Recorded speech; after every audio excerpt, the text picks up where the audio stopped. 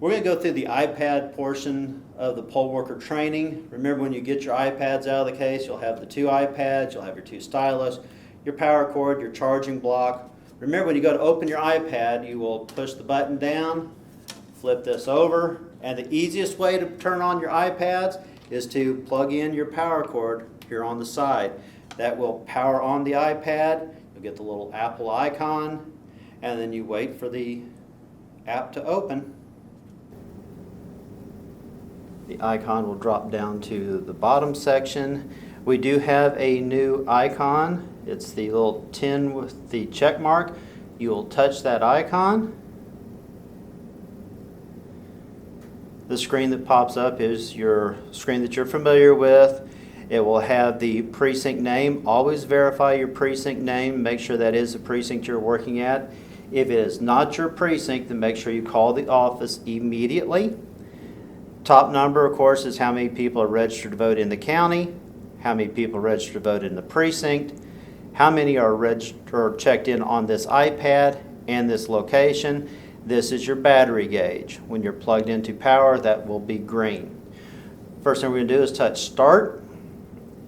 This is where we need you to enter your first name. You can touch in the last name box or hit the next button and type in your last name. Now this is for the person that's going to be operating that iPad. When you touch Continue, we are at our home screen for the day. To update your absentee voters, you will receive your barcode the night before. In a text message, you will touch the 3-line menu. You will touch Update Absentee. You will touch Scan, and then you will simply scan that barcode that you received. That will check in your absentee voters. Now, if you can't get that to work and you call the office, you can do a manual session by touching in the box next to Manual and enter the voter ID number that you're given from the clerk's office and hit Manual, and that will check in the voter. Once you've processed all of your absentee voters, you'll touch the Home button and notice that our check-ins are still at 0 because absentee voters have no effect on the voters that you've checked in. For the voter that has their ID, when they come in, you will touch the ID scan, and if you hold your hand back at this back left corner, it'll scan their driver's license. Now, if they have a voter ID card, when you hit Scan ID, you can touch Scan Voter Card, and now it has the Scan Voter Card at top, so you can scan their voter card. We default to the driver's license, so we'll scan their driver's license. This is the screen that you will verify that voter's address. We will want you to ask, what is your address? When the voter verifies their address, we touch Get Signature. The screen flips upside down, so this is when you flip it.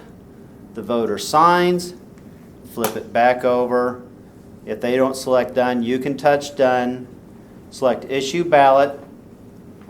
We're going to put our initials on the screen, hit Done, and again, your ballot style right here, so you can give that voter their ballot, complete check-in, and process next voter. Now notice that our checking count is at 1. If you have a voter that brings in a utility bill or a bank statement, you can simply touch Manual Search. You can also do this if they do not or cannot get their driver's license out of their wallet. You would select the ID that they bring in. A utility bill, of course, falls under the Other Acceptable. Touch Continue. Just type in 2 or 3 letters of the last name. Again, you can touch Next or touch in the first name box. Type in 2 or 3 letters of that name, and that should bring up that voter. Again, this is the address verification screen, so you're going to ask the voter, what is your address? When they confirm, Get Signature, it flips over, so you flip this, the voter signs, they touch Done, You flip it back over, and this is where you would put your initials. Select Done. Again, the ballot style, complete check-in, and process next voter. If you have a voter that shows up when you scan their ID,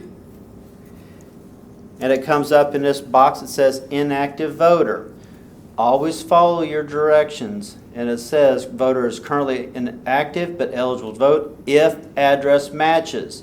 So again, you're going to verify their address. If they say yes, that is their address, you're going to touch the Get Voter Signature screen. If they say, well, I've moved, I now live at 6 Clover Meadow Drive, anytime the address does not match, you will need to call the office. They will instruct you on what you need to do. So if the address doesn't match, you're simply going to touch Home and take you back to the home screen. If you're scanning a voter and it pops up to absentee ballot voted, that means that the voter has already returned an absentee ballot. They are not eligible to vote in the precinct. If the voter insists they did not vote, you will need to call the clerk's office. The only option you have is process next voter. If you scan a voter and it comes up to absentee ballot sent, the question is, does the voter have the absentee ballot to surrender? If they say, yes, I do, it's right here, you would touch the yes and proceed with the verification and the signature. If they tell you, no, that ballot is at home, then you will select the no button, and it will tell you that the voter is marked absentee. They have not surrendered their ballot. If they do not have the ballot, they cannot vote in your precinct.